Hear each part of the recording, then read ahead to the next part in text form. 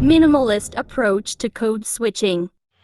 Hi, my name is Jessa Mayduran, taking up Bachelor of Secondary Education, major in English. In today's video, we will be talking about a minimalist approach to code switching. A minimalist approach to code switching. The structure cannot be sensitive to which language contributed a specific lexical item until the end. When lexical insertion occurred, the language contributing the lexical item appeared to have strong consequences for the syntactic structure at the onset. Within the minimalist program or the MP, structures are built from a stock of lexical items, essentially beginning with lexical insertion or formalized as select. This important development permits code switching researchers to prove the structural consequences of particular lexical items from specific languages, with no need to keep track of which languages may contribute which specific lexical elements during a final stage of lexical insertion. Free Merge by Chomsky, 1991-1994. Building structures from the ground up based on the specification of lexical encoded features. Independently, Borer in 1984 has suggested an account of language variation in which parameters were also associated with the lexicon rather than with a system of syntactic rules. In the minimalist program, there are two components of grammar. CHL, a computational system for human language believed to be invariant across languages, and the lexicon, to which the idiosyncratic differences observed across languages are attributed. An operation called select picks lexical items from the lexicon and introduces them into a first lexical array or the LA, a finite subset of the lexicon used to construct a derivation. Merge takes items from the LA and forms new, hierarchically arranged syntactic objects. Second, it's the internal merge, applied to syntactic objects formed by merge to rearrange elements within a tree. According to Chomsky in 1995 and 2000. Approve searches for a goal in its local domain to assign a value to unvalued features on the goal. Furthermore, clause structure is built up in phases. At the end of each phase, the relevant substructure is transferred to phonological and semantic components of the grammar, with the result that each successive phase becomes inaccessible for further computation. The phonological components maps the structure to phonetic form or the PF, and the semantic component generates its logic form or LF. Verse 23. Nothing constrains code switching apart from the requirements of the mixed grammars.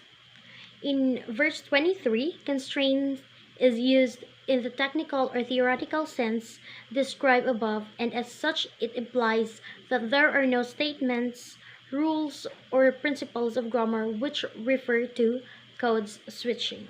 Thus, a minimalist approach to code switching, which adheres to the agenda in verse 23, might posit that lexical items may be drawn from the lexicon of either language to introduce features in the numeration, which must then be checked for convergence in just the same way as monolingual features must be checked, with no special mechanisms permitted. Code switching in head movement context. The contrast in verse 25 illustrates the inadequacy of analysis of code switching focused exclusively on lexical categories labels. Example given. Although Spanish and Nahuatl have the same basic word order requirements with respect to negation, Spanish negation does not permit a Nahuatl verb in its complement position in verse 25a, but Nahuatl negation followed by a Spanish verb is well formed in verse 25b. The facts suggest the possibility of a ban on code switching in head movement context. Such a ban, were it to be attested in a wide range of cases, would only serve as a descriptive generalization, not itself an explanation. An explanation would seek to derive the generalization from independent properties of grammar which prohibit cross-linguistic mixing in this context. Phonological restrictions on code switching. A common assumption in code switching research is that the linguistic identify words as Spanish or English or Arabic is established by its morphological and phonological characteristics. For instance, the word tapiar may derive from English type, but tapiar is regarded as Spanish word because it has phonological and morphological properties which are generally compatible with the grammar of the community of speakers known as Spanish speakers. The same is true of nouns of novel borrowings. In order to remain true to our goal of positing new code switching specific constraints, the ban on switching in word internal and head movement context may not be declaratively stated as a constraint on syntax, but must be derived from independent principles. Although there are non-lexicalist formulations, mainstream minimalism generally assumes that processes of word formation apply before an item is introduced into the lexical array when syntactic operations begin. This is according to Chomsky in 1995 and stresses also that the phonological system has a dramatically different character from the syntactic system.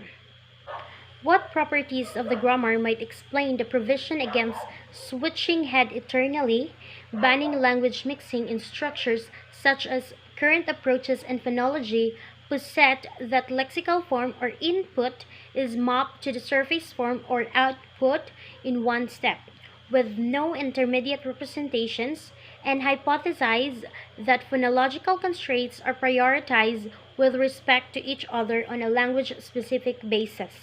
Each set of eternal rank constraints is a constraint dominance hierarchy, and a language particular phonology is a set of constraint dominance hierarchies. This is according to McCarthy 2002. Code switching in adjective noun context.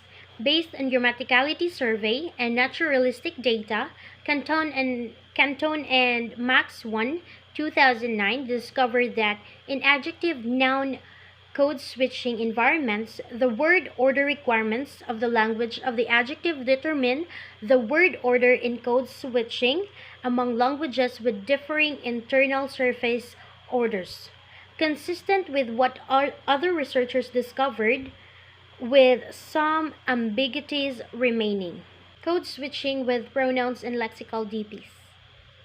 Van Gelderen and Maxwell in 2009 proposed an analysis of this contrast which posits that pronouns and lexical DPs take advantage of different checking strategies.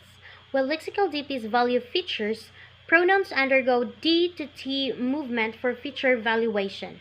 Because lexical DPs move as phrases, they land in specifier position where they are able to safely reside with no complex.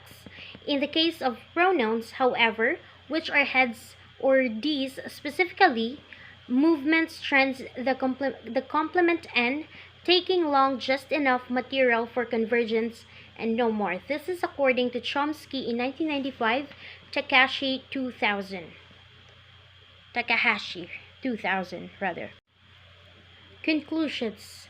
Efforts to construct formal theories of grammar have a long history in linguistics and are rooted in general principles of science developed during the Enlightenment. As Chomsky pointed out in the preface of Syntactic Structures in 1957, the use of formalism in linguistics has a number of concrete advantages. The search for rigorous formulation in linguistics has as much more serious motivation than mere concern for logical niceties or the desire to purify well-established methods of linguistic analysis. Precisely constructed models for linguistic structure can play an important role, both negative and positive, in the process of discovery itself. By pushing a precise but inadequate formulation to an acceptable conclusion, we can often expose the exact source of this inadequacy and consequently gain a deeper understanding of the linguistic data. More positively, a formalized theory may automatically provide solutions for many problems other than those for which it was explicitly designed. In linguistics, too, obscure and intuition bound notions can neither lead to absurd conclusions nor provide new and correct ones, and hence they fail to be useful in two important respects. This is according to Chomsky in 1957. The historic tendency within the field of code switching to possess all-inclusive constraints or principles which define the totality of language mixing has turned the attention of the researchers away from fine-grained linguistic analysis which might take advantage of advances in the core domains of linguistic sciences. As the review discussed here suggests, for each proposed constraint, there are multiple counterexamples and objections to be made. It has been the goal of this chapter to demonstrate that an approach which engages in the analysis of mixed language data without reference to specifically crafted constraints or other mechanisms can be successful and may reveal interesting and subtle properties of the languages under analysis and of linguistic theory more generally, as illustrated by specific examples reviewed. Thank you for watching, and I hope you learned something. Bye!